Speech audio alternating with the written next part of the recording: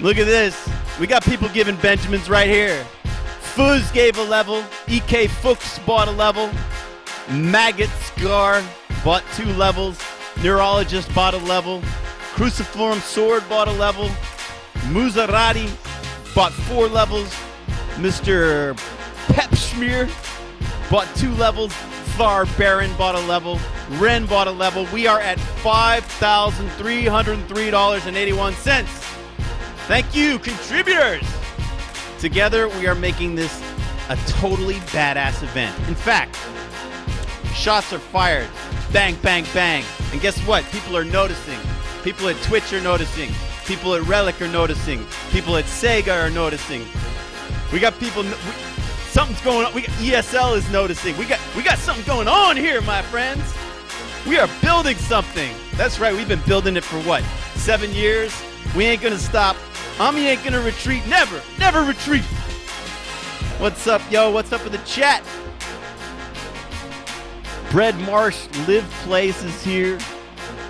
Haffenatten, Critters Co, Triggery, Sex Red Wing, Red X Sex Wings. Red Wings, I don't know if you noticed, but I casted your games against Cruzy just a few days ago because I felt bad that we didn't actually follow Cruzy all the way through his bracket. We got distracted by freaking Symbiosis and Captain Sprice having like the most epic game I've seen in years.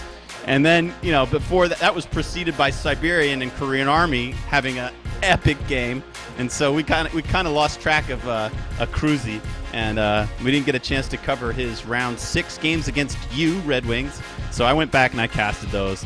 And man, like, were you paying attention? Question for you. Oh, Dutchy's here. What's up? Our lead artist, he drew this poster that is on my left. He drew the poster on my left. He drew it. He created it. He also made the golden fox that's up on my right. You guys like the little countdown ticker? You guys like that? That's brand spanking new. Got to keep pushing the tech forward. In an hour and 40 minutes, the first games of Operation Charlie Fox, the main event, will begin. And we here on this channel will be covering Korean Army versus Cruise. So games that it's cool that I get to follow those guys because I watched a lot of their previous games in the qualifier, so I kind of know what they're all about. So I'm excited to keep covering them, and then we'll follow the winner of that into round 2 of the winner's bracket.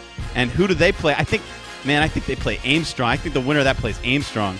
Yes, the winner of that plays Aimstrong. Here, have a look.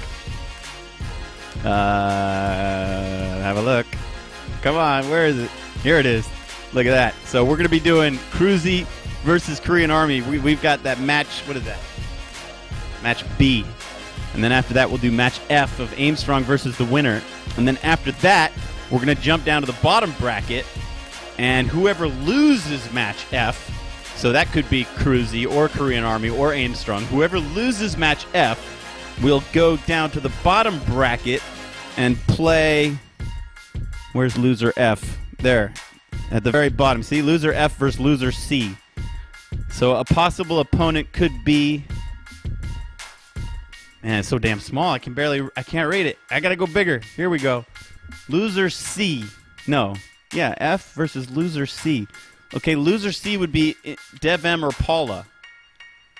Okay, cool. All right, so then we get one of those guys for our third match of the day. And then after that, we're going to go back up to the top bracket, and we're going to have basically the winners' semifinals. You know, round 3 of the winners' bracket will be match I. And so whoever wins between Aimstrong versus, like, Cruising Korean Army will play against, like, Jeslin or Vindy or Simbi. And then we'll cover that one. That'll be our last series of the day. So we'll have 4 series today, 4 matches, 4 best of 3s. And we're going to end with match I, and one of those guys is going to go into the winners' bracket finals, which is tomorrow, and that'll be the first match on Sunday. So we got a lot coming up today, and it's all going to kick off in about an hour and 38 minutes. And so this is the pregame party. Cruzy's here. What's up, Cruzy? Even if you lose, you still need to play tons. What do you mean today? Yeah, dude, this is double elimination. 1 loss, man. Don't get discouraged. 1 loss, you can still be the champion. You know? 1 loss and you can still go all the way and be the champion. In fact, that's quite common that somebody gets knocked out of the winner's bracket and then they go down to the loser's bracket and then they have to fight more. and it's like they get more practice in. And then that guy has a really good chance of winning the grand finals because he's actually done more work to get there. He's in a better rhythm. He's faced more like a variety of strats and stuff. So ain't nothing bad about going to the losers bracket, of course, except the pressure that you're up against the wall. You lose again, you're done. You're gone. You're out. You know, there's a good chance if you lose that first losers bracket game that we're going to show today, you're out of the money. You're like not even in the top 6. So, you know, we're down to 12 now, and then we're going to lose 4 today. 4 more are going to be gone. And then after today, we'll have 8 remaining. And then, you know, 6 of those 8 are going to get paid. So that's where we're going to stand at the end of today's activities. But I had a question for Red Wings, if you're still here. Were you looking into Cruzy's base when your ML20 killed his 2 Volksgrenadier squads? One of which I think was quintuple vet. It was like 5 vet Volksgrenadiers shreked up. Like you had fired, and I think there had been 4 or 5 shots that missed him. And then right as Cruzy realized that they were being attacked, he started to move them. And as soon as he started to move them, wha-bam! So I know Cruzy saw it. Because Cruzy, like, just microed them. So, and then wha-bam! And they both got destroyed by an ML20 shot. Just whacked them both. I put it in the trending highlights. So Red Wings, were you looking? Like, did you realize? Or were you not looking? Yeah, that's my question. Did you see it happen? Or did you have to kind of, like, figure it out that it happened? Because I don't know who would look there that whole time, you know, except Ami. Ami was looking, thank goodness. I got some points back for missing Siberian's Jagdpanzer going down. I got some points back for catching that epic ML20 shot. No, I wasn't looking. I just fired at the base and focused on other stuff. Yeah. So that must have been fun for you to see it in the cast anyway, because it was pretty awesome. I was totally going nuts. I was like, "Wah!" That was epic. Holy shit. And then you went on to win that. I mean, that was the real like point of no return for you and Cruzy. That was game 1. And then, I mean, after that, you kind of just handled him. Like, you were golden after that. You just cruised to the victory. And then Cruzy had to go like, wait a second, what the fuck just happened? I just lost game 1 to the 19 seed. But Cruzy battened down the hatches and won the next 2. Tight, man. Tight player. When the pressure's on, Cruzy came through. So that was a noble battle, you guys. I knew something went when it was Vet 2. Oh, yeah, the ML20 just ding, ding. It got Vet 2. That was awesome. Okay, cool. Well, dudes, you know, I'm just here to hang out and chat. I'm not doing any games or anything. Basically, I'm just going to chill with you guys for an hour. Maybe I can try to fill in some of these blanks in my poster because I never got a chance to do anything like that. It's been, you know, nonstop setup, but I am happy. Where's my? I need a water or something because I'm trying not to shout at you guys now. I'm trying to preserve the vocal cords. But yesterday, the whole day, I didn't say anything. I spent all of yesterday quiet, didn't say a word, you know. And I slept twice. I took a long nap Friday afternoon for 3 or 4 hours, and then I slept all night last night. So I'm feeling good. I'm feeling good. You know, I mean, like part of the reason that last Sunday was such breakneck, you know, like Sunday was crazy. People played and casted for 10, 12 hours. It was nuts. I hear you. You know, I hear you in the forum saying that's too much. You're right. Definitely. I would have made some changes, like I said. I would have capped it at 256. I would have made the round of 28 best of 1. You would have complained about that, too. You'd be like, mirror matches best of 1 should never happen, blah. Break it into 2 days. Well, guess what? We can't break it into 2 days, man, because then you're asking 600 people to plan another day to be there, and 10 referees and myself and my whole staff. It's like breaking it into another day is not an option. It needs to fit in that day, you know? I mean, we needed to narrow down 600 signups to 300 check-ins to 8 qualifiers. That's what needed to happen that day, you know? We're not going to add like a Monday or like another whole day of work for everybody. This is too much, you know? So we're glad we got it done. And now that it's a week behind us, you know, I'm totally fresh. Like yesterday, I just chilled. I didn't do shit. I just hung out, slept a lot. I watched some television, you know. I just took my mind off OCF. I needed a little break. I work on this shit 24/7. Seriously, I wake up at like 7:30 in the morning, get my kid off to school, and work on this shit till like 2 a.m. I'm not joking you. You guys think, if you guys don't think I've earned whatever share I get of this whole thing, then you are crazy. Like I said, man, I can make more money working at McDonald's the kind of hours I put in with extra time. Oh my goodness. So, you know, like I am really worn out. And, you know, also like all this refereeing stuff, this refereeing stuff adds a lot of stress. I'm not just like the lead caster and the lead like SNF and the like admin, you know, like I'm also kind of the lead referee. And so all these rules decisions that we've had to make in the last 2 weeks, not fun. A lot of stress on my shoulders. Like everything OCF stops with me. Like the buck stops with me.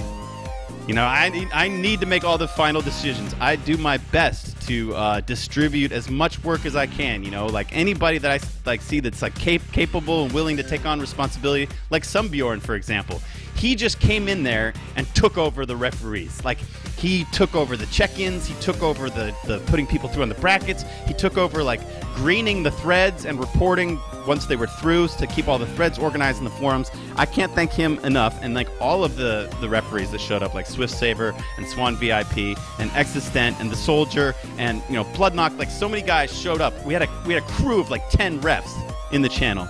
And, you know, when I spot somebody able to take something over, I'm happy to give the duties away. You know, there's nothing I would rather do than give the duties away. But with some things, like the buck has to stop with me. And these rules things were so difficult. So September 17th, we get this massive balance patch, right? September 17th. And our tournament day is the 20th. So there's 3 days in between this massive balance patch that introduced a game-breaking bug in the Vickers machine gun. You know, it's like there was no way we could just say, oh, don't, you're allowed to build it, but don't exploit it. Don't get it in and out of houses. You know, like what? How do you use an MG and not get in and out of houses? It was impossible, right? So we had to ban the thing. There was no other way. There's no way I'm going to make my referees look at every single 300 games of round, or like 150 matches of round one where everybody's like, he used the Vickers and he got in and out of a house. I want the win, you know, and my referees are going to go watch all those replays and then make judgment calls? Forget it. There's no way that could happen. So the Vickers had to be banned. And also, with Commanders, this is where it gets really sticky. Because the story with Commanders is you have to look at the precedent. You have to look at the tournaments that came before you. You're trying to build upon, you know, like us as referees and administrators, we're not just like creating the rules out of nothing every time. We're building upon rules that we've used before. Like everything that we do, we try to only change it a little bit each time because we don't want to like overwhelm players with new changes and new systems and everything. It's like a lot of our players know the way we do things. They know how to report. They know how to BB code link replays. Like what an obscure thing, right, to know, but they know how to do it. And so when they know everything already, they're able to teach the knowledge to all the new players, right? So there's like a self-helping kind of thing happening amidst all the players and referees. So we don't like to change much. So you have to look at a precedent. So with commander bans, let's look at the precedent, shall we? See, I wanted to talk to you about this stuff now because when the main event comes on and we got people flooding in from Twitch that don't know Kotu and like, you know, the big stage, like I'm not going to talk about any of this shit because it doesn't have a place like in the main show. The main show is going to be about the players and the games. You know, it's going to be about fighting and winning and strategies and, you know, entertainment for the viewers and the fans. I don't want to like get into any of this, so that's why I'm getting into it now with you guys in the like pregame show, right? Because we got some time to kill. We got an hour and a half to kill, so I got an hour to just shoot the shit with you guys. So the story with tournament precedent, if you look back at the tournaments that we've run as an organization, right, Kotu.org, you look back at the Langraskaya tournament, you know, the Samoski tournament, the like beta Kotu 2v2 tournament. You look back at Sunday Night Fight Season 5. All premium commanders are banned. You look at every tournament that ESL has ever run, all premium commanders are banned. You look at Alienware Arena, all premium commanders are banned. Okay? You look at Dr. Vox tournament that we ran in December of 2014, right? $1,000 prize pool tournament. The last significant event for Company of Heroes 2, all premium commanders are banned. Okay? So this is the precedent, right? So those of you that are upset about like a certain commander being banned, the precedent for tournaments is all premium commanders are banned. I mean, you guys surely understand how difficult it is for us as organizers to create a fair and level playing field in a situation like Company of Heroes 2 where you have microtransactions that can influence who wins the game. You know, when Tiger Ace was first released in the middle of Sunday Night Fights Season 5, Elite Troops came out, that first Tiger. Do you guys remember how it was? As long as you survived until however many CPs it was, as soon as you pressed it, it could walk into the base, head-to-head, like 3 Zis guns, just destroy them in one shot each, go into the base, and kill the entire Soviet army, and that was GG. Like, you pressed the button, you mowed the thing down forwards, you could have mines, you could have 3 Zis guns, you could have 4 T-34, it didn't matter. It would destroy everything. It would just zip, walk right in. And we saw it in stream after stream after stream. We saw guys that were way behind, and they called in the Tiger Ace, and it just turned the game around. Even, like, they would have no map control. They'd be capped back to their base, right? They would have, like, one strategy point connected. And they would have a handful of units, maybe a couple pioneers, because those are good to repair it, you know? So they'd have, like, 2 squads of pioneers, and they'd be capped back to their base, and then they'd press the Tiger Ace button, and they'd roll in, and they'd win! That's an I win button, and it's from a premium commander that you could purchase. That has no place in tournaments. That has absolutely no place in tournaments. Tournaments need to be a fair and level playing field. If you're gonna, you know, if you're gonna create commanders that are even questionably stronger than other commanders, okay, remember the words I'm using. Even questionably stronger than the free commanders. If you're going to make paid premium commanders that are questionably stronger, not Tiger Ace strong. Tiger Ace was like so OP in your face that we all just like fell on the floor. I mean, we felt really bad when Tiger Ace came out, because how were we supposed to promote Code 2 when that shit is an auto match? With that shit running around in auto match, how do we preach Code 2 to the world when a new player goes into auto match, kicks the living tail out of somebody for 45 minutes, caps them into the base, and then loses when one pay-to-win unit comes out and goes into their base and GG? Like, how are we supposed to preach the gospel of Company of Heroes 2? You can't, right? So we felt really betrayed, man. That, like, in the middle of Season 5, stuff got rough between us and Relic. Like, stuff got really rough. It's like some nasty words were exchanged, criticism about the designers. You know, it got pretty nasty. And it has taken a year and a half for things to be back in a good situation. Right now, we're in a great situation. For the first time ever, one of our events, a big event by Code2.org, is featured on the in-game banner. How dope is that? If you go in-game right now, there is a banner that was made by Relic, pretty much. I mean, we gave him the poster, and we gave him like a nice background that Jan made, kind of like the one you see here. And then Relic, you know, Relic designers and artists, they took the project on, and they added their own text. And they've got the Twitch link now, and there's like a click through. And so this is the best support that we could ask for from Relic Entertainment and Sega. And also, you know, like the decals, you know, we submitted 800 Steam IDs to Relic and Sega on September, like the night of September 18th or so. And so we've got like 800 of us got these like sweet decals that you can wear in auto match. It's just so awesome. We love that. And we love, you know, there's tweets happening. There's Facebook promotions from Relic Official. I think right now what's going on is like the official Relic stream is hosting us. I'm not sure when it starts. That's kind of why I wanted to go live. Like, maybe it's already happening. I don't know. But at some point today, like, the official Relic stream will host us. And so, you know, that's a lot of... That's bringing viewers together. That's everybody, you know, like, we're pushing this thing. And we're pushing it together. And so, not only is all that help happening, but this discourse between the developers and the competitive scene is also getting way, way, way, way, way better. So, like, if at the middle of SNF 5 that was the low point, right now, we're just cruising because, I mean, just look at the maps. Look at Kolodny Firma. No more blizzards. No more deep snow. Look at Samosky Winter. No more deep snow. Like, all the deep snow removed. Like, that map went from being out of the map pool and then all the deep snow removed, and now it's back in the map pool. How cool is that? So, like, Relic's really listening to the competitive scene. And, you know, OBS mode improvements. There's just so many things about the game that are just much, much, much, much better this time around. So we're thrilled to highlight all of that stuff in Operation Charlie Fox. But where was I? We were talking about commander bans, right? And so we're talking about the precedent of all the past events. Dr. Vox, Alienware Arena, ESL. In all of those events, all premium commanders were banned. Okay, that's the major precedent that you have to consider. Now we go a little bit forwards, right? It's January of 2015. We got a big new patch. I go into Dota mode, let's call it like it is. I just was like, see ya. And I go into Dota. I was in like a Dota bubble for like 6 months. And the funny thing about that is, I can mention to you, that at first I just went in there to see, like Relic asked me, what do you want for OBS mode? Like, what do you want? How should it be? Remember the UI was kind of crud? Like, I basically took it on myself to Photoshop a new UI. Like, well, I want a big mini map. I want tiny commander bars, and then I want to see like the unit that I'm selected, and I want to see how many kills it had, and and then at the top I want like a banner with shields on both sides. I want like the blue shields on one side, and I want the red shields at the same time on the other side. This is like stuff that I was like, I need this. This will be a million times better.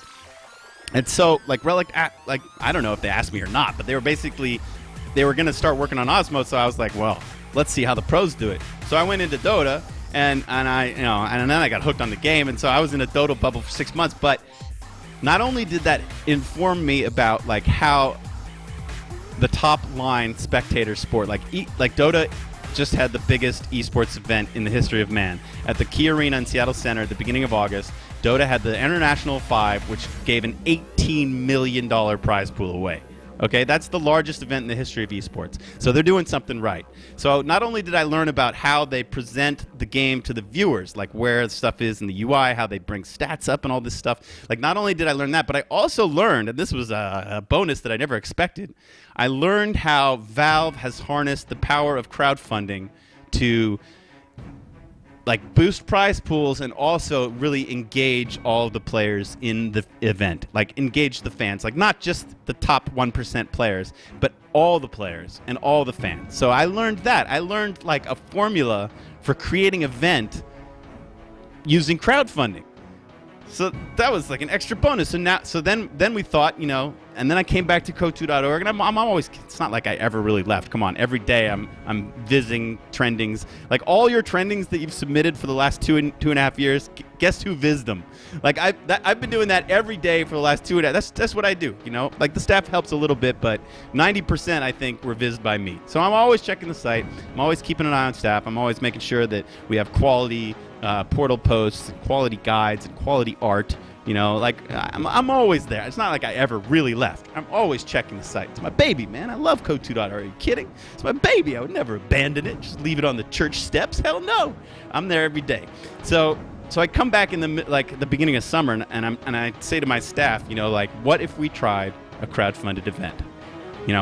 Would you guys be up for it? I asked the oranges first. I asked all the oranges because our orange team basically ran the site by themselves. Our orange team is awesome. If you look at the orange team at code2.org, like the editor-in-chief, Fichten, Von Klug, social media director, our lead strategist, our lead artist, TM Dutchy. I mean, these guys, like Wi-Fi Die, director of moderation, Major Bloodknock, who's now a Red admin, like they were running the site for the beginning of 2015 by themselves, and they were doing a bang-up job. And so I came to them and I asked, like, what if we try this crowdfunded thing? This is how it would be. Code2.org would take 50%.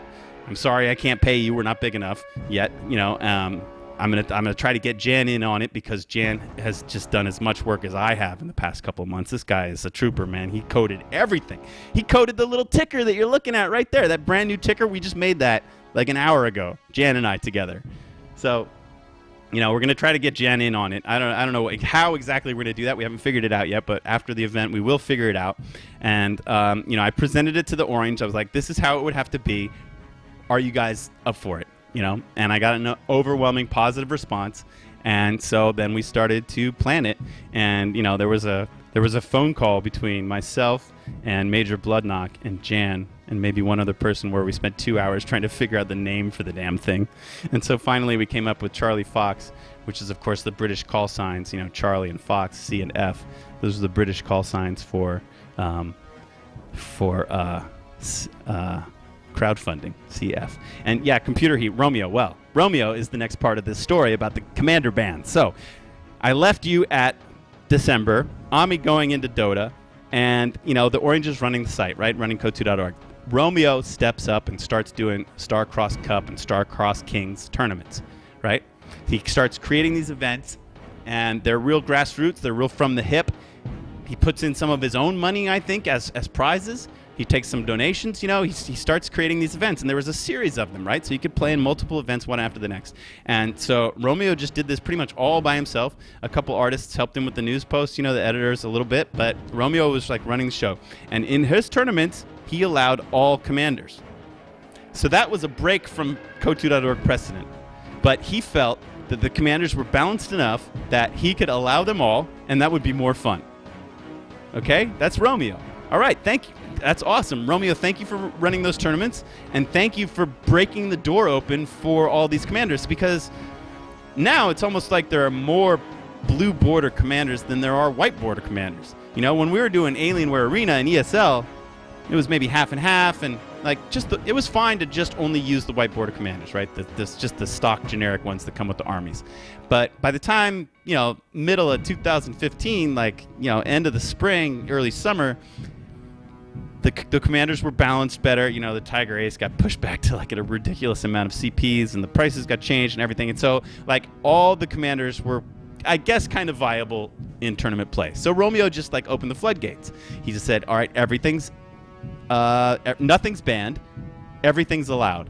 And did he allow bulletins too? I think he allowed bulletins too. Like in every tournament we've ever run from the beginning of time, and ESL and Alienware Arena, there were no bulletins allowed. I think Romeo allowed bulletins too. He's like, bulletins, commanders, do whatever you want, play the game, you know, have fun. So that was a change, and then everybody was into that. People were digging that. So when it came time to decide the rules for Operation Charlie Fox, when we first published the rules a month ahead of the event, we still weren't sure which way we were going to go, because there was a lot of different pressure within staff. Like there's Romeo and other people that liked what he was doing and liked those tournaments and liked that idea of just allowing everything. There was that pressure on that side, and then there was another pressure of the people that, you know, like if you look at like Ipkai or something. I mean, he's not on our staff, but I'm always talking to Ipkai still. Like, he just bans everything. Like, if anything's premium content or extra that you have to buy, it's just banned. Just by the pure nature of the fact that you have to buy it. He doesn't even care if it's OP or not. You know, like if you have to buy it extra, then it's out. That's just unfair, right? So there's pressure from both sides. Like Romeo wanting to allow everything, and then this other school of thought which stuck to the old precedent, which was, you know, disallow anything that could be perhaps seen as like pay to win or overpowered. So there was a lot of pressure when we first announced the rules. We said Commander bans TBA. Like, we couldn't even answer it because we knew Brits were coming out. Brits were gonna have, you know, we didn't know how the commanders were gonna work. Turns out Brits came out with 3 stock commanders and 3 DLC commanders. You know, and like buying Brits was like $12-15. And then buying the commanders on top was like another $12-15. What?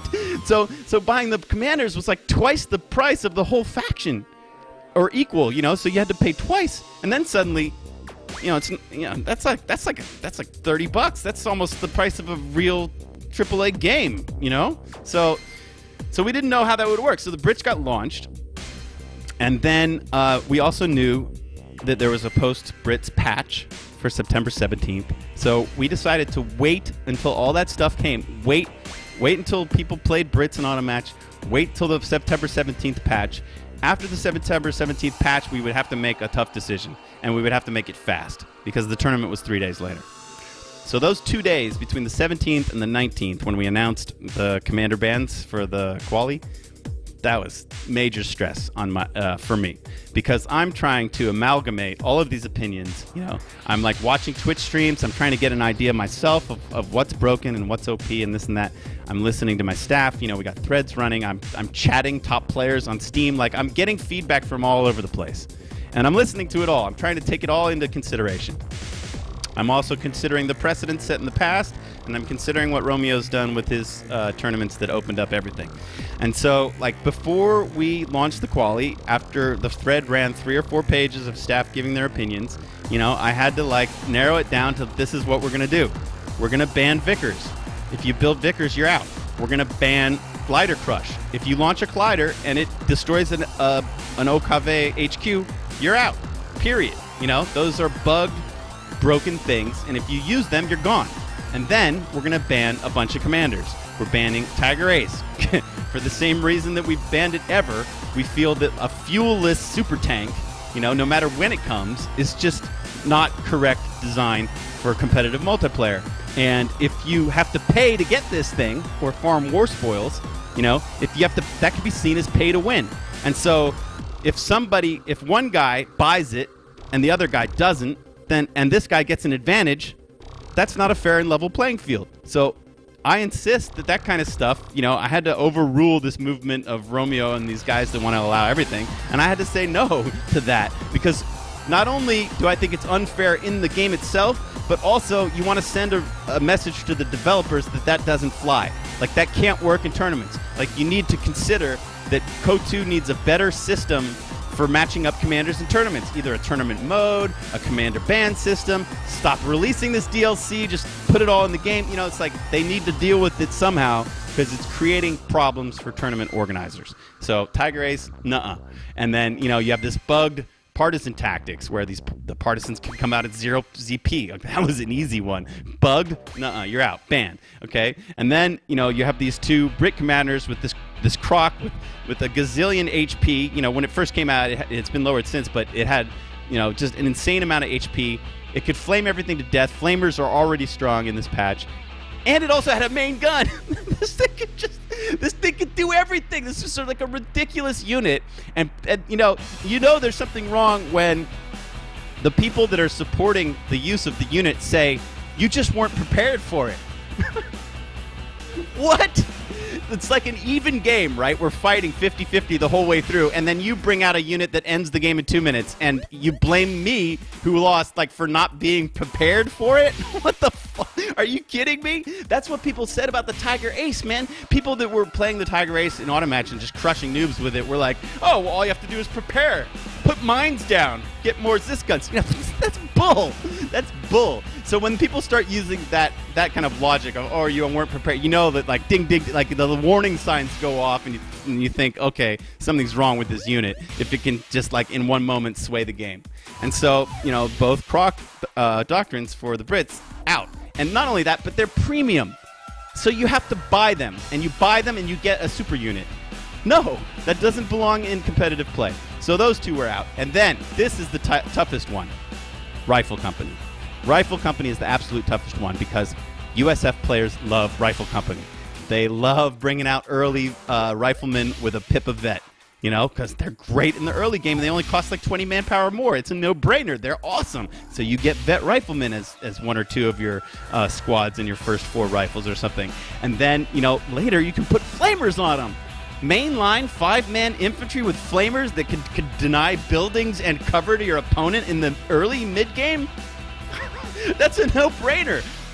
They're totally awesome. Of course you're going to get those. Of course you're going to put flamers on them. Who wouldn't?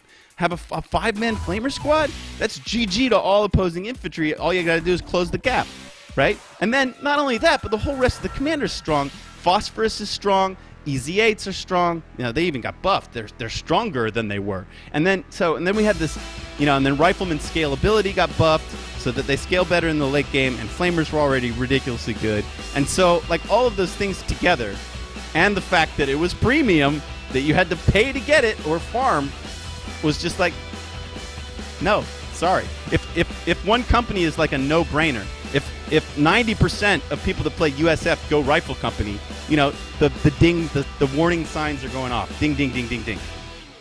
All right, so that's to September 17th. That was Ban 2. Okay, then there was a hot fix. We got through the quali last Sunday, and then there was a hot fix on Thursday. They said 21st or 22nd. It was supposed to be Monday or Tuesday. It wound up being Thursday. So again, we as organizers, as referees, are under the gun to make more decisions. Okay, Vickers bug, fixed. Unbanned. Fine, you're back in the game. Glider crush, fixed. Unbanned, you're back in the game. Soviet partisans, the CP value of calling in the partisan squad, fixed. Okay, you're back in the game. Easy, right? Those were all easy. Bugs got fixed, back in they go. But in the other situation, the commanders that remained banned, they weren't really touched. Nothing changed about the Croc. Nothing changed about the Tiger Ace. These are still commanders that we feel are premium, borderline pay to win, borderline unfair, borderline, I win button. They're in already strong commanders with other strong abilities, and they weren't really touched. So you have to stay true to your previous decisions. If you banned it in the quali and it didn't change, then you're going to ban it again in the main event. You know, you have to be consistent. Consistency is very important when you're being a referee. You want to be a good referee? You want to take my job? You want to do it better than me? Here's some words to the wise, man. Be consistent with your rules and your decisions. That's really important because it gives you something to build upon. So anyway, elite troops, the 2 Croc commanders, vanguards, and special attack, special operations for Brits weren't really touched, so they're banned again. Okay, that's easy. But here's the toughest one. This is the one that I lost sleep over on Thursday and Friday, because this was just a nightmare. What do you do with Rifle Company? Oh man. USF players love Rifle Company. Top USF players love Rifle Company. They've been playing it every day for months. They're great at it. They know it backwards and forwards. You know, it is their go-to company for USF. So a lot of people want it in the game, want it in the tournament. I feel that pressure, and I hear you, those people. I hear you. And it got adjusted. You know, rifles got adjusted. Flame weapons, too, I think got adjusted a little bit. So because they got adjusted, that makes it eligible to be unbanned, right? I mean, Relic balanced it.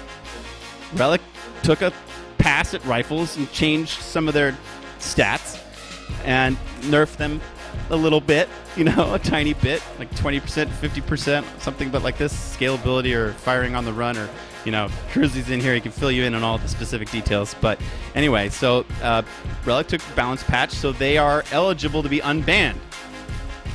That was the absolute toughest decision of like whether to let Rifle Company in or whether to keep it banned, because the scene was really split, 50-50. The top players were split, 50-50. I got a lot of feedback from top players that wanted Rifle Company to be played, and I got a lot of feedback from top players that absolutely did not want Rifle Company to be played. They said it was like a crutch, and that, you know, people that only play that, they're like winning off of OP abuse, basically, you know, premium commander OP abuse. And so there was like a real push between these two sides, and it was 50-50. I can't tell you how hard this was for me to make a final decision, because it was split right down the middle.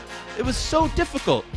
So when something's split right down the middle, you go with the precedent. We banned it in the quali tournament. We're going to ban it again in the in the main event.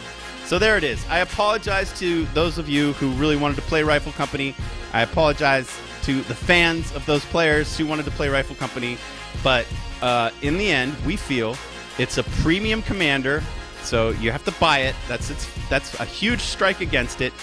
And second of all, we feel it's stronger than significantly stronger than the other Rifle Company, the other USF commanders. So much so that it almost becomes like a non-decision. Like, is there strategy in picking Rifle Company from the start? No. It's hands down the strongest USF commander. It's premium, and you know, you could pick it in the first 30 seconds. How could you go wrong? You're going to get vet rifles coming onto the field at 0 CP.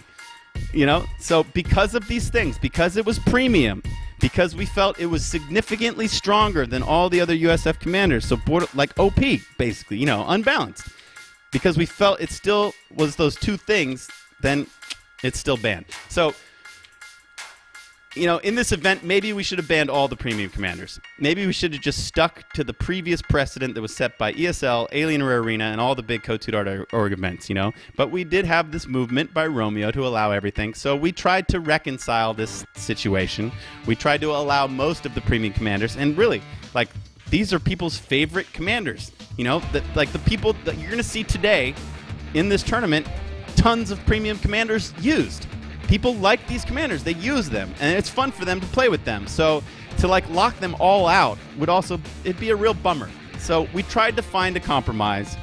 We just locked out, in the end, how many do we lock out? We locked out 2 Brit commanders, 1 USF, and 1 elite troops, Fairmont. So we locked out 4 commanders. Like, oh my God, cry a fucking river, right? Like, sorry to use my French, but those of you that are real pissed off about this, like, oh, like really boo-hoo. We locked out 4 commanders. We could have locked out like 30. Right? We could have followed previous tournament precedents, you know, set by every tournament organization that's run big events for Code 2. We could have locked them all out. But we only locked out 4. So, I hope that you find that that's a decent compromise, because this stuff gave me a ton of stress. And you know what I'm doing right now with all of you guys here in this tailgate party? I'm flushing that stress down the toilet, because the decision is made. We're not going back now. The players are just going to have to live with it. And I am confident that that what we wound up with in the end will create an awesome event. Charlie Fox is going to be awesome. It's going to be awesome today. It's going to be awesome tomorrow, and it's going to be awesome on Monday. And this is something that I'm totally confident about, and I feel good about it. So all this balance talk and ban talk, like the decision's made, the rules are out there, players, suck it up. Deal with it. Deal with it. Adapt, hashtag. And so right now, by that whole, 20-minute diatribe, whoosh, I'm letting it all go now. It's all gone. I will take some questions. About it. Romeo says main event will be really awesome. I agree. I hope that's sincere. You could be trolling. I don't know, because you were definitely part of the movement that wanted all things allowed. And there's a tournament coming up on Reddit by Account Eliminator where everything's allowed. So we're gonna those kind of events will happen too. We're gonna see how they work. We'll look at the pick rates. We'll see how the games are. If it's rifles 100% of the time and rifles win every game like 500-0, then you got a problem, right? So those events will happen, and then we'll add all of that to our experience. Why don't you literally ban all premium commanders? Well, I think I just explained that, didn't I? Because there are so many premium commanders now, and so many top players like to use them in competition, that it's more fun, basically, to allow them. So we tried to allow as many as we could. Like we appreciate what Romeo's trying to do with allowing everything. We appreciate that, so we tried to allow as much as we can. So I think I already explained that, didn't I? Do other questions from you guys? And try to do them at Sunday Night Fights, because then it's easier for me to see them. Von Klug's here. What's up, Von Klug? I'm not trolling. I disagree, but also understand your stance, and I think the rest of the tournament will be great. Thank you, Romeo. Heart for Romeo. Good luck in whatever you're up to, Romeo. We're going to miss you, man, today. You are an awesome caster, and I guess you'll be casting tomorrow, is that right? I hope so. Jan's here. Use the Arnhem BG vid. Janny. You got to save it for the main event, bro. I'm going to use it. I'm just not going to use it until the main event. Don't tell anybody. It's a secret. Me and Jan did some stuff. Jan made a new thing today, and it's going to be on the stream in an hour, but you don't get to see it until it's prime time. Red Wings, why does my feet smell? Because you need a bath. That was easy. Cruz is here. He's analyzing the commanders. Vanguard, decent star. I don't know. Shit? Decent shit? I don't know what you were saying there. Juan L. Stretchy Neck is here. I've seen some of his critical posts in the forums, but your opinions are appreciated, even if sometimes they're really aggressive, and sometimes they get to the fields, I get attacked, I'm not gonna be a big crybaby, but I get attacked over this stuff, and people, they'll go after your weakness, right? They'll just attack you if they don't enjoy your decision. So it's sometimes it's not so great. Are the games starting soon, Von Linden? Well, they're starting in 59 minutes and 36 seconds. You got a counter right up there to let you know when the games start. When does Barton eat the soap? That's a good question. Barton might get knocked out today. Who knows? Anything could happen. Or he might get knocked out tomorrow. And then what if he just disappears and never eats the soap? We can't have that. That wasn't the deal. The deal wasn't like we hit 5K and you win the tournament, then you eat the soap. That wasn't the deal. The deal was we hit 5K and you eat the soap. What happens now? That you still got to eat the soap, Barton. Come on, man. So we'll see about that. I don't want him to eat it right now. That would be unfair. He's got a match to play in 59 minutes. No Sleep Reborn. What's up, Reborn? No Sleep, my man. Will you ban Osttruppen Doctrine since it's currently broken? Well, what do you mean, will we? We already announced the ban, so no. I mean, the bans are announced. If Osttruppen dominates OCF and ruins it, then I'm sure whoever organizes the tournament next will consider banning it. But, sometimes you just got to learn the hard way. You can't see everything in advance. You can just make educated guesses to the best of your ability. And, if we messed up by letting Osttruppen slip through the cracks and Osttruppen totally ruins OCF, then that's our failure. We tried our best. You know, maybe some OP commander is going to come dominate this event. That's also a possibility. Maybe we failed by banning too much, but hey, there's another possibility. Maybe we failed by not banning enough. We'll see. We're going to have to sit tight and find out. Eat the soap, Burton, says Von Linden. Hell yeah. What else is up, guys? Yeah, you guys still asking about the start time, man. That's why the ticker's there. It starts in 1 hour from now, 1500 GMT. Translated into your own time zone. Kubala, sir, do you smoke many marijuanas? No. 0 times Nefarian. Did Relic donate anything? Well, yeah, they did. Relic donated... somebody do the math. 40 UKF keys, 10 Ardennes Assault keys, and 10 Western Front Armies keys. What are the retail prices on those? Do the math. That's hundreds of dollars worth of DLC that they donated. So yes, Relic and Sega did donate something. Those keys allowed us to make stretch goals. Those keys allowed us to do giveaway streams. Those keys were really great. We hugely appreciate that. They bought themselves a little logo right there, right? I don't know how to point at stuff. There, see that? Those keys bought Relic and Sega a little bit of advertising and goodwill. And but really, the keys, that was just a small portion of what Relic contributed to this. That in-game banner that you see in-game right now that says 12 participants are left, one champion will be crowned, like watch on Twitch. Like that banner's worth gold. That banner's worth hundreds and hundreds of dollars worth of contributions to this event.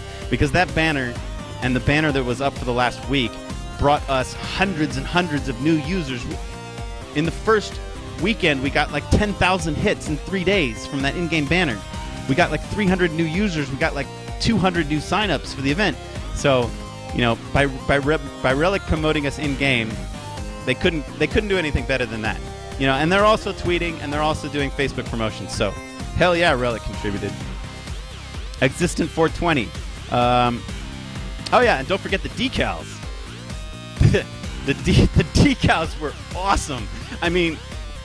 Kyle and I were talking about decals, and Jason Lee and everybody else. We were trying to figure out how to make these decals work for a month and a half. Nope, they'd never done that before, And there's only one other decal you can use in the game, the Make Love Not War event. And so Relic had to basically pave a new ground, forge a river, separate the waters to create a way to give you guys a set of custom decals that you could wear into auto match. And they figured out a way, and they did it. That's the first time that's ever been done. And to me, I'm an artist. And to Dutchy, who made the things, and to Jan, who helped him make the things. We all spent a ton of work on those decals. And for us to see them in the game, man, that's feels. That's feels. And excuse me, guys, but I'm warning you, I'm going to zoom in on them at least once in the main event. At least once. You can't take my zooms. You can't take all my zooms away. I'll zoom in a little less. I hear you. All right. Spastic show fascist viewers, you. But I will zoom in on decals occasionally because we love them and we put a lot of work into them, and we really appreciate that Relic put a lot of work into them. So we submitted those decals about a month ago, and then Relic had to figure out a way, like a system, to deliver them to everybody, to certain people, to nobody, all that needed to be sorted out. And so there were lots of emails exchanged between the community manager at Relic, Kyle, and me. And so we were figuring it out, and finally we came to something we were both happy with. And it actually worked, how it worked out in the end, and this was unexpected and not planned at all. It worked out almost like being a carrot on the end of the stick to contribute. If you contribute, you get a decal. That's like a blessing in disguise. We didn't plan it that way. And we weren't really able to advertise it as such because I wasn't 100% sure that it would work. I couldn't really say, hey, everybody, if you buy one level, you get a decal. I couldn't scream that to the world because I wasn't 100% sure it was going to work. Because it was the first time, even, he said, on Friday the 18th or so, he said that they should come, and they didn't come. And I thought, oh, shoot. We're not going to get them for the All-Star game. We're not going to get them for the open quali, it just didn't work. Bummer. We tried. Bummer. I submitted 700 key, Steam IDs on that Thursday night, and then we didn't get them on Friday, and I was like, sad panda, because I didn't think it was going to work at all. But then, like late Friday night, in the middle of the night, like really late, like definitely after Relic had gone home on Friday, all the decals appeared in people's boxes. And so we had them for the All-Star game, and we had them for the Open Quali. So that was just a real thrill to get those. And, you know, if you look back to the Dota model that I was talking about like the international and how they raise so much damn money and the way they do it, the key to all of that is hats. You know? TF2 hats. Barbie clothes. Being able to dress your characters up in new, cool things. In Dota, they release immortal items that add an insane amount of bling to a certain character. Like, say, Tinker. You know, he gets these new little robots that are super flashy. Or you get, like, say, Leshrac gets a staff that's, like, all glittery and glowy. And, like, when he uses it, when he uses the ability, it goes, you know, like, there's all this bling, right? And so, like, you're selling hats to the fans. And by buying these hats, by buying this really fancy, blinged-out staff or ability, animation, it's all purely animation. Nothing has anything to do with balance. It's just aesthetic. It's just Barbie clothes. It doesn't mess with the gameplay at all. It's just the look of the thing, right? And so by buying those immortal items, the fans get something, and then they contribute something because 25%, notice, 25% of every immortal item that they buy goes into the final prize pool. And 75% goes to Valve. So actually, what wound up happening with the decals is like we even got like a little mini version of that. So you buy a contributor level and you get a hat. That's the winning formula. Everybody pay attention, man. ESL, if you guys are going to do a big event in 2015, so we're hearing, or 2016 now, if you guys are going to do it, man, better have some hats. Better have some hats. People love the hats. All right, I'm getting a message for CS. Are we dressing up today? Yes, we are dressing up. I'm gonna have to hit the dressing room soon. It's 50 minutes to showtime. I got like 20 more minutes with you guys, and then I'm out of here. And I'm gonna turn off the stream, and we're gonna restart it. We're gonna get CS on here, my analyst for the day. And yes, we will be looking good. Suit and tie, baby, suit and tie.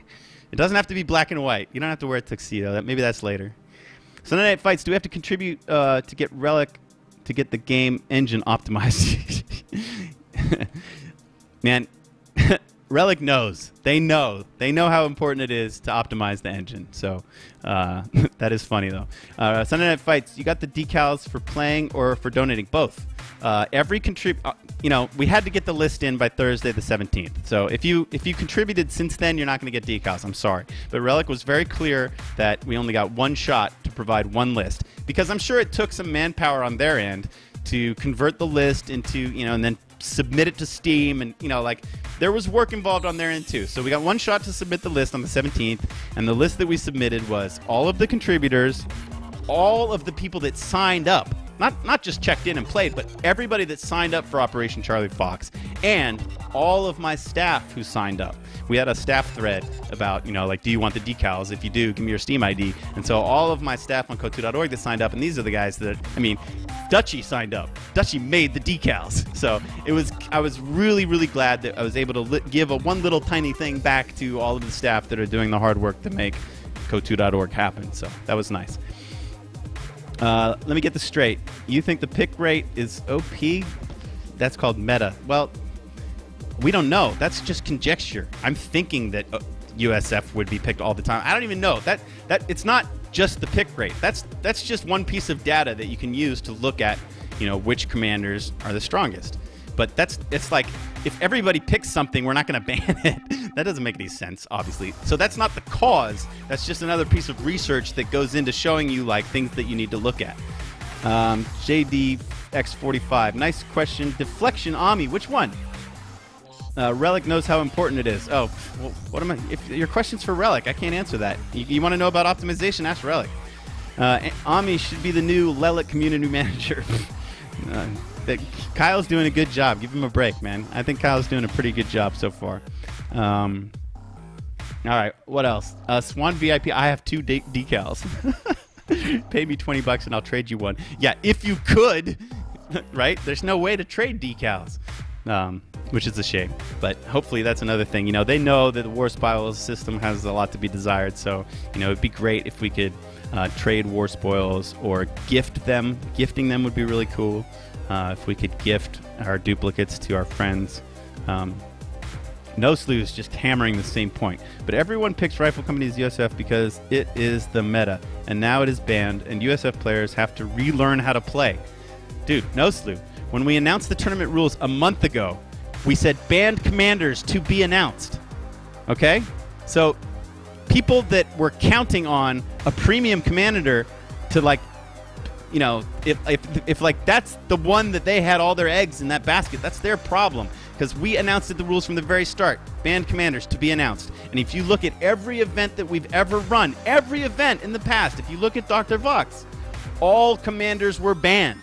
So as a player practicing for OCF, you know, you have to assume that premium commanders might all get banned.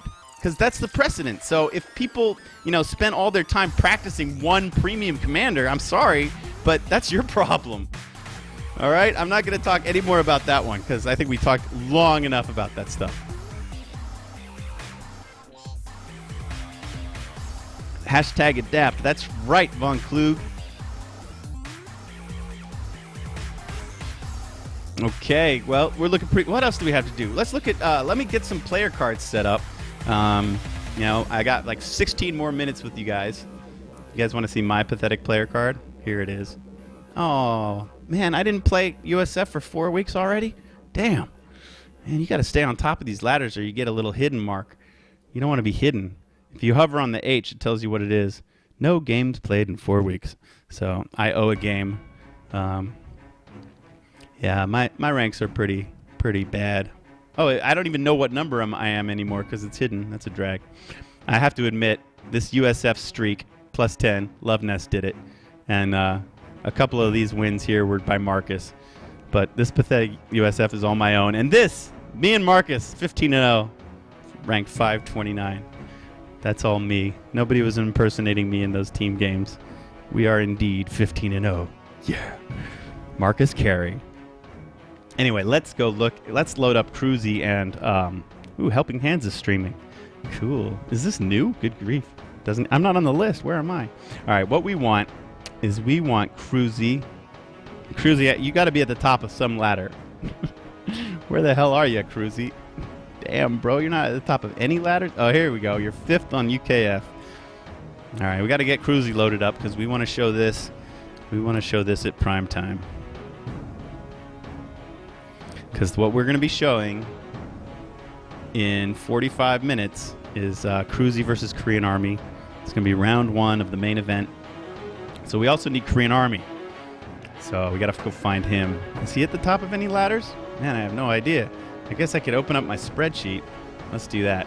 Let's look for the old spreadsheet. Here we go. Tourney seeding. I got the links to everybody on this. So I reordered this sheet by the actual seeds that they got. You can't see. Let me just make this a bit smaller. Let me make the notes a bit smaller. Oh no, the seeds are way after their ranks. So anyway, you guys know how to count. Just subtract 2 from this number here on the left. And these were the actual seeds. So Cruzy was 1, Barton was 2, Devin was 3.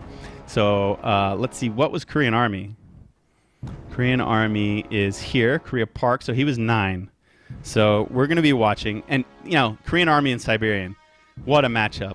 That was the closest matchup in the qualies because that's the 8 seed versus the 9 seed. And so, you know, like the breaks are like the first 8, right? And then the next 8, 9 through 16, and then the next 32 or whatever. And so, like, the closest matchup you got in that round of 16 was the 8 seed and the 9 seed. And I just exported game 1 of Korean Army versus Siberian to YouTube. It was an awesome game. It was one of the most important moments that we'll never see because Ami missed the Jagdpanzer going down. And I watched that YouTube, video back because I wanted to see if like I could look at the mini-map and get a clue of what happened to that damn Jagdpanzer.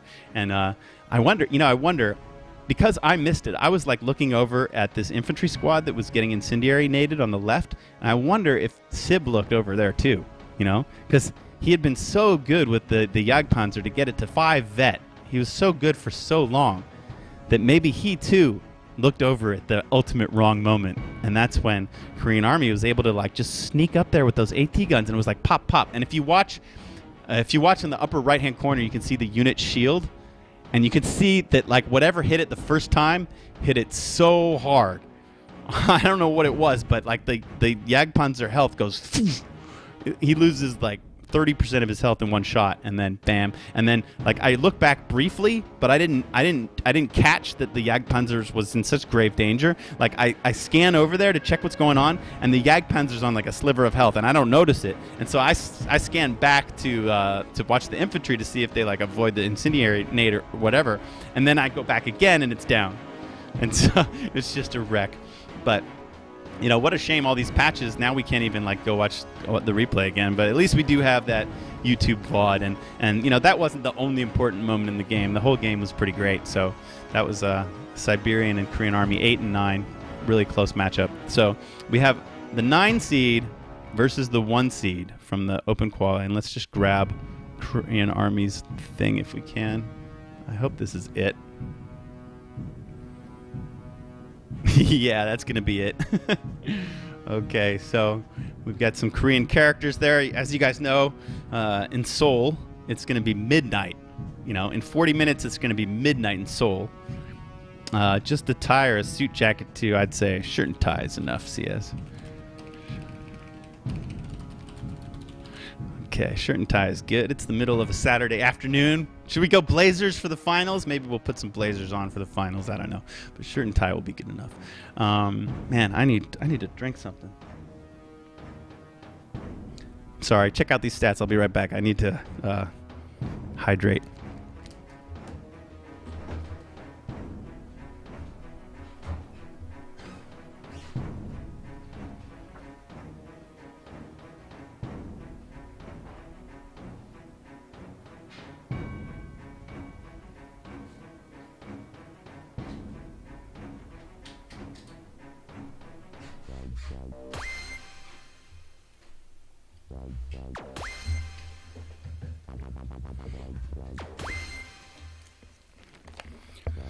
Okay, I am so prepared for this. I went to the grocery store this morning.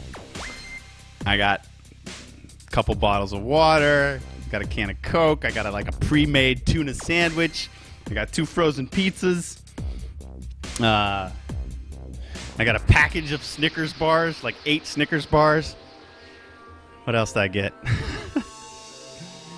Man, I'm stocked and ready to go. I got some like granola bars and stuff, just stuff that you can eat on the fly, man. These are going to be long days. We're going to do 4 matches today.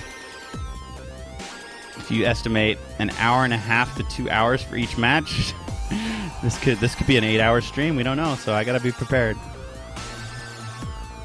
All right, so we got Korean Army, we got Cruzy. We'll be able to show those before we jump into the main event. Very nice. It would be really great to show a picture of Cruzy, wouldn't it? But guess what? Nobody has one. He's a frickin' mystery man. Nobody has any clue what Cruzy looks like. I got a picture of Korean Army. Korean Army was in one of the Sunday Night Fights, Season 3. Here, check this out. I got a picture of Korean Army I can show. There he is. He's about to fight. Siberian. Here, if I drop this, there we go. There's Korean Army on the right. Chungwoo Park. This was Sunday Night Fights Season 3. And look, if you look at his S3 record, he's already 1-0. That first victory was against Tomi Toma. I don't know if you guys remember this, but Co-1 fans might remember. There was one Sunday Night Fight show that I did from Los Angeles, from Yoink's house, and we got a little plastered. I think he took a webcam into a bathroom and got some embarrassing photographs of me sprawled out around his toilet because I had been praying to the porcelain god. We had a lot of whiskey that day. So if you might remember that matchup that we barely witnessed because we were so wasted, but somehow I think we still were able to show you Korean Army 3-0ing Tomi Toma. You guys remember Tomi Toma? Seb's old 2v2 partner. What were his other names? He had other names. Man, I need some help from the chat. Tomi Toma, a.k.a. What the hell was his name? No Slew will know it. Come on, what were his other nicknames? Hey, Ipkai Fung is here. What's up, Ipkai? Didn't Cruz post a pic in an earlier tourney, Fahoot? I know the pic that you're thinking of, and that was me who posted it. And actually, that was a trick. That picture was not Cruzy. That picture was Von Klug. So, yeah, because he was seeded for Dr. Vox, and we had little portraits of all the seeds for Dr. Vox.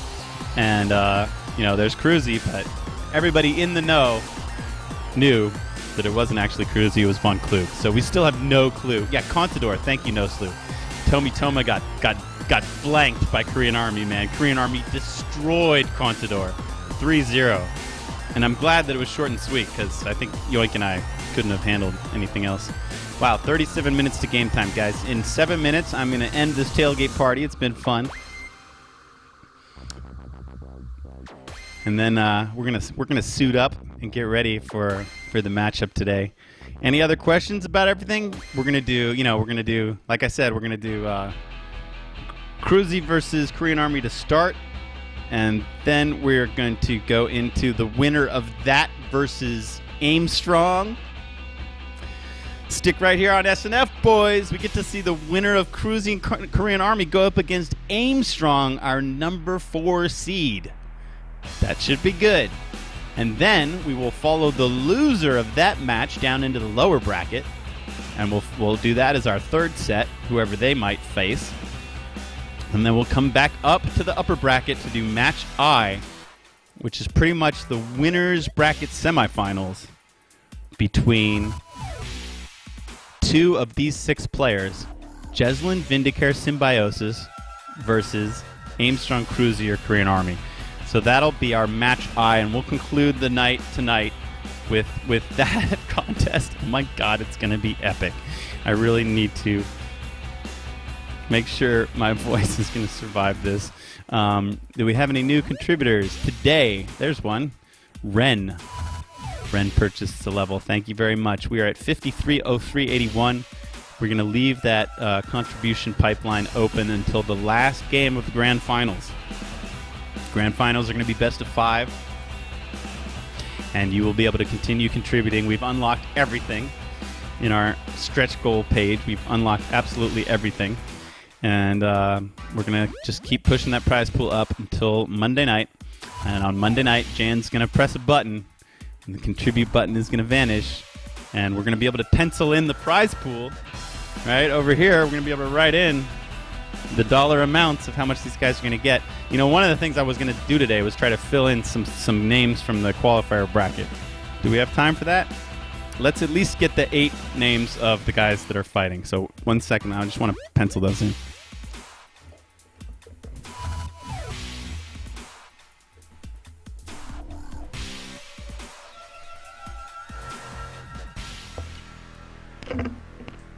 All right, let's see here. How am I going to know who's what and where? Let me get my big brackets picture open. Here we go. Okay, most importantly, let's get all the seeds in and their opponents. So, Jeslyn, Aimstrong, Lovenos, Pop.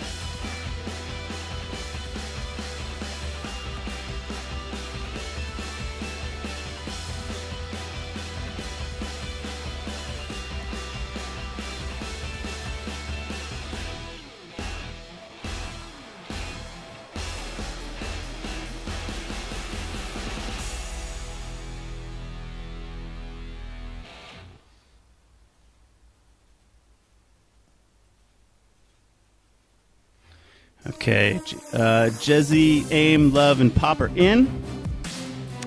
Their competitors will be Vindicare X or Symbiosis.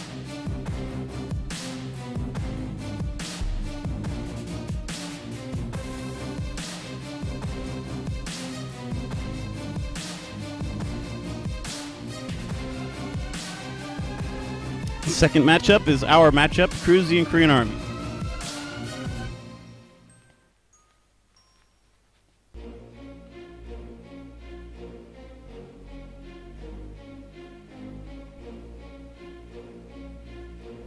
All right, the third matchup today is DevM and Paula.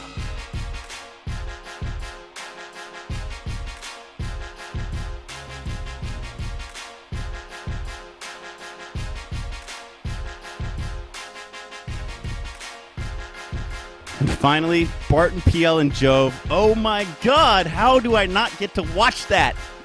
I hate you guys.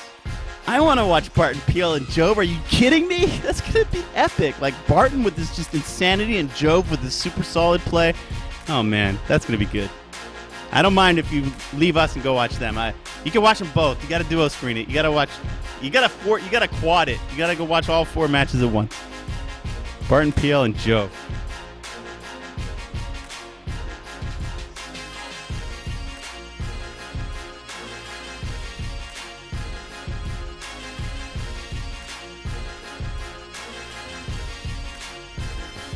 All right, cool. At least I got today's names in there. Eventually, when I get some more time, I'll be able to attempt to fill in. Good grief, this one row is 128 names. Come on. Look at this in the chat. The fans are starting to chant. We're getting down to it. You guys, 30 minutes till showtime. Are you excited? Hype! Raise your honkers! Any time frame on new tourneys after this, man, ask me on Tuesday. You know, like if we were real smart business people interested in the Benjamins and so forth, we would already be planning the next event. But honestly, our focus is just making OCF the absolute best it can be. And that's all we're thinking about. On Tuesday, I'm going to shut my eyes and stare at the ceiling for 24 hours. And then on Wednesday, maybe we can think about what could be next. Who knows? Are you guys going to be good in chat today? How's that going to work? I hope we have some moderators. If you guys spaz out too much, I guess we could put it in slow mode. I really hate slow mode, though. I mean, you know me. I love to spam the chat. Cruzy Ami, just to make sure of something, you veto map before declaring faction. Oh, yeah, most definitely. You veto first. The way it starts is top player vetoes, then bottom player vetoes, and you do that 6 times until 1 map remains, right? And then on that map, you're going to play that map for the entire match. Whether it's 2 games or 3 games, whatever, but that map will be the entire match. So the first thing you do is you find the map. After you've found the map, then you do the faction picking. And then, you know, just follow the rules. You know, first you declare Axis or allies, and then one guy declares which faction he will play, and then the other guy declares which faction he will play. So that'll be interesting. Cruzy, if you could, my referees are coming online now. You know, the Soldier will be here, some Bjorn will be here, I think Swan VIP will be here, and they're all going to be in Kotu.org chat. So I would appreciate it if you got a 3-way chat going with your opponent. So if like you and Korean Army and one of my refs were in a chat together for that whole map veto faction process, because I've asked my referees to document that, and then, you know, we can throw that into a thread somewhere, and then maybe we casters can actually let the fans know like which maps were vetoed in which order. So if you could spread that to the other players to tell them to do the map vetoes in front of a referee in a 3-way Steam chat, that would be ace. And then they can copy it into a thread for us, for posterity and for the cast. We are on TeamSpeak. Okay, great. Existent. That's great.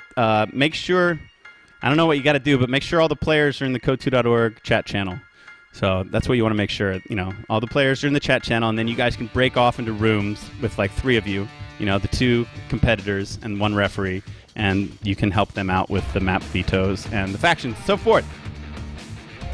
What else is new? Guys, it's 29 minutes to showtime. Oh, yes, definitely. Today I published the SNF soundtrack.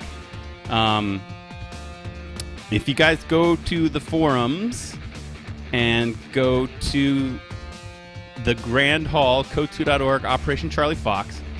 Here, wait a second. Why am I doing that there? Let's do this here. Yes, so forums, Grand Hall, events, Kotu.org, Charlie Fox. Here's all the files I've been uploading for this event. And then right at the top you get OCF, SNF, copyright-free music, and just this morning I've published an album.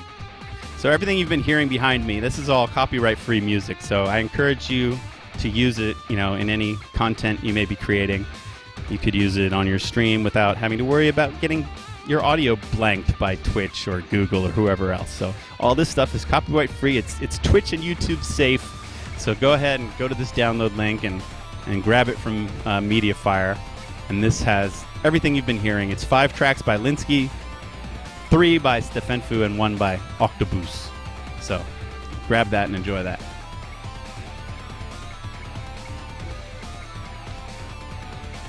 Here's the link in the chat.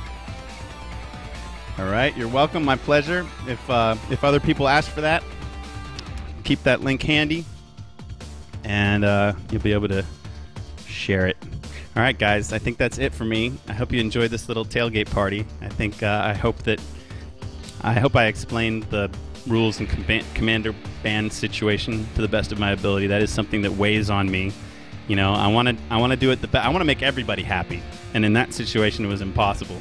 I knew that 50% of the people, players and fans, were going to be unhappy because that issue with Rifle Company was really split right down the middle. So I apologize to the 50% of you that are unhappy about that, but I hope that we can put it past us now and have a great tournament. Sturm Tiger Gaddafi is here. You guys start looking for non-meta strats. The Coco Jumbo Awards is up for grabs. Can I show it real quick before I go off? Oh, I don't want to go off. I got to go off, though. Got to put a shirt on. Where's my Coco Jumbo? Where's it hiding? Oh, my God. You guys would not believe how many files I have. This tournament is like a massive file generator. It just generates file after file after file. So much art. So much content from so many people, you guys. The thank you list for this tournament is going to be really, really long. Where is it? Gaddafi made a little graphic. The hell? I don't know if I can find it, Gaddafi. It's buried. It's buried in my immense batch of files. Maybe you can link it. I might have to get it from you again. I can't find it. All right, guys, but that's we'll get to that. Thank you to all the contributors. 25 minutes of showtime. What I'm going to do is AmiPolizeiFunk, best PolizeiFunk. All that could be is a diss to my son, because my son is Jelly Polizeipop. I'm just kidding. All right, guys. Yeah, Free Rifle Company 2015. Free Rifle Company. Man. Anyway, okay. I was gonna tell a story about how, like, when I got Rifle Company, I was like 2-7, and then I got Rifle Company. I won my next 3 games as USF. Anyway, all right. So I'm gonna go offline, and actually, what I'm gonna do is I'm gonna restart the stream because I have a whole different duo cam set up to go with CS. So don't go anywhere. The stream will come right back up online, and time to grab some beer, some Coke, some chips, popcorn, whatever you need to do. Get ready, get relaxed. Use the restroom. On to victory. 24 minutes till showtime, ladies and gentlemen. We'll be back then at 1500 GMT. See ya!